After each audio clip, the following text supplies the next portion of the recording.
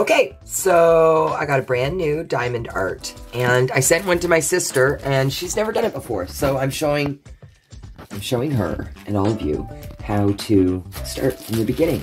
So we open up the package, and inside you will find your rolled up canvas and a small package with a tray, a wax tool and some wax, and a bag of, they call them drills.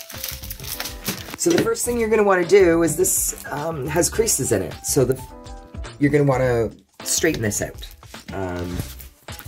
And the way I do that is this. I lift up the corner of the cellophane, pull it back past where the wrinkles are, and when you push it back down, flatten those wrinkles out.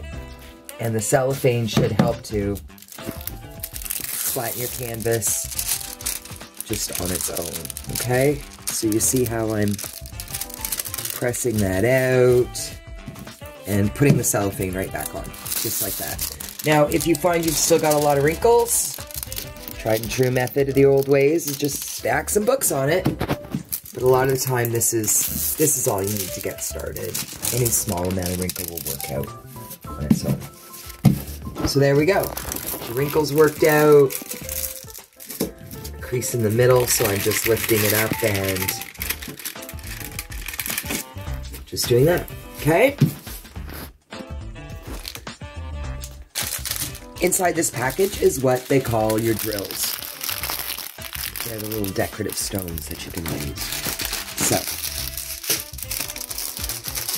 one thing I like to purchase, just to make it easier for me, are these little tiny baggies.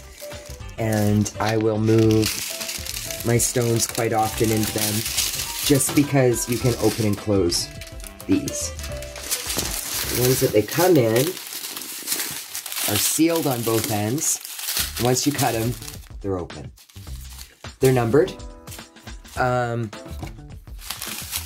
first thing that I do is I cut them apart like this. And you'll go through and cut them all apart.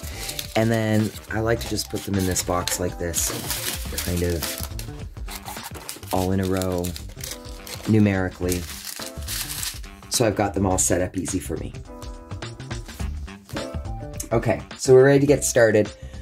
This is your wax, and it has a cellophane covering on each side that just keeps it clean. So you're going to want to take cellophane off, or it's going to be no good for you. The one other thing that I like to purchase is more of these little trays, but every time you do a diamond art, you'll get another one, okay? So this is your tool for putting the little drills on, and it has a hole in the end. So the first thing we're going to do is we're going to pick our first color. I like to start from the bottom and work up. Working left to right might depend whether you're right-handed or left-handed. The main thing is you don't want to get fuzzies and stuff stuck in your sticky. So you open it up to get started. And, you know, you just have to open to where you want to work. If you have a lot of pets around, you might not want to open it too much because cat hair will get on there, but there you go.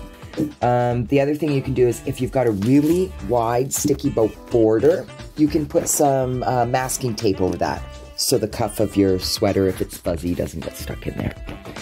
But I don't have a cuff today, so I'm not bothered with that. So the first thing I'm looking at is I'm starting in this corner, and we can see that I've got the letter V. And I check down my chart, and the letter V says I need bag number 2. Okay? So because I've put them all in nice order here in my box, it's very easy to get number 2. There's my number 2. So I'm going to open this bag. And of course, when I do, then there's no lid on the bag. It can make a god-awful mess if I knock it over. You'll knock over studs. Everybody does. Just wet your finger and pick them up. That's the easiest way. Okay, so here's where the little baggies come in handy, right? I'm going to pour some in the tray, and then I put the rest in a baggie. I cut off my label and attach it to the baggie. Put it back in its numerical order. That way, if I need more number 2s, I know right where to get them, but I'm not dealing with a bag that's got an open end. Okay, so you open your bag, pour them in there,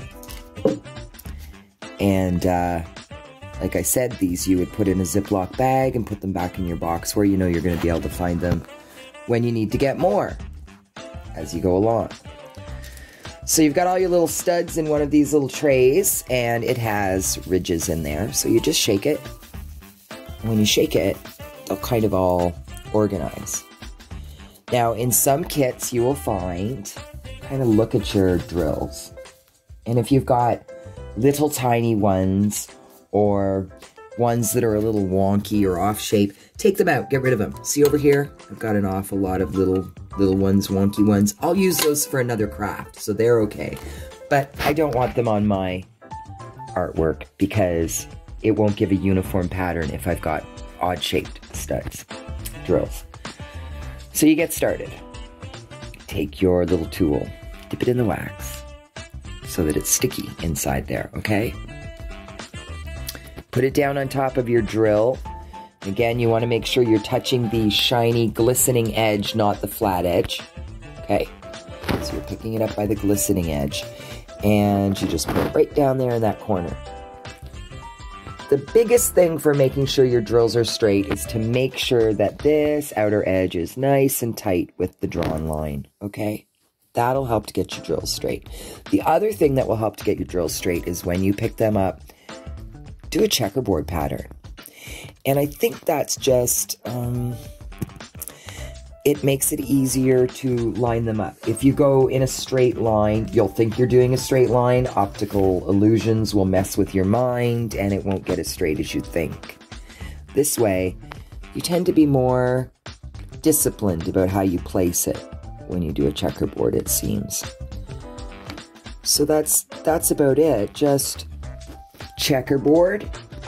Match your stones to your letters, just like maybe you did paint by numbers when you were little. Maybe you do paint by numbers now. It's the same kind of pattern, same kind of idea. Just like that. And get good lighting. You need good lighting. They do sell light pads that light from underneath. I'm definitely going to invest in one of them. So you see you've done your checkerboard, and then you can just come back in later and fill in the checkerboard, and it makes it all so nice and neat then when you do that. Oop. So that's the idea of it, and just have a lot of fun with it, and show me your finished projects. Okay.